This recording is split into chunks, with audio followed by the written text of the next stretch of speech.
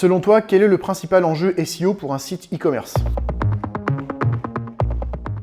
De positionner en fait les bonnes pages sur les bons mots-clés pour vendre les bons produits, parce que parfois on peut trouver des décalages. Ensuite, un des principaux enjeux aussi, on va dire, c'est d'être présent dans ce qu'on appelle la user journey, en fait. Donc c'est-à-dire dans tout le parcours de recherche de l'utilisateur. C'est de savoir se positionner à différents moments, pas forcément directement à la phase d'achat, mais un petit peu déjà dans la phase de recherche, la phase de questionnement, pour commencer un petit peu à inséminer l'idée que par rapport à un besoin ou un problème, on a un produit ou une solution qui peut y répondre. Alors l'internaute ne fera pas tout de suite le choix de l'acheter forcément, mais voilà, on a commencé à proposer des solutions, et dans tout le parcours après de recherche, ou même après le parcours d'achat, avoir positionné son site en SEO à des moments très très tôt en fait, dans ce parcours-là, ça permet en fait, d'avoir des taux de transformation qui peuvent parfois être un peu tardifs, mais qui sont en général très qualitatifs. Le principal enjeu SEO, ça va être sa capacité à indexer ou en tout cas capitaliser un SEO sur son catalogue produit. Alors tout dépend parce qu'il y a des sites e-commerce qui sont petits avec quelques dizaines ou centaines de produits. Il y a des sites e-commerce qui sont beaucoup plus gros,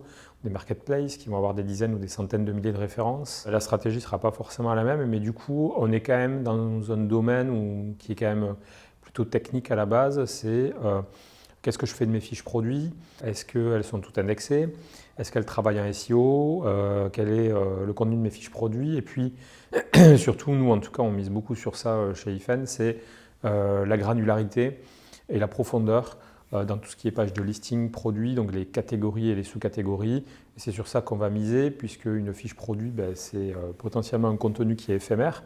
Un produit est là, il arrive, il est dans le catalogue, il peut être hors stock, il peut être supprimé du catalogue à la vente, et donc du coup c'est potentiellement un contenu qui peut être éphémère. Alors que des pages de catégorie, de listing produit, elles sont stables dans le temps et leur contenu, ce sont les fiches produits qui seront présentes notamment. Donc du coup nous on travaille beaucoup ça en fait, créer des pages de catégorie qui correspondent à des requêtes utilisateurs et qui permettent de rester indexés et de travailler dans le temps en SEO. Je dirais pouvoir référencer ces fiches produits pour être présent, être visible, donc un peu basique, mais je pense que c'est la base.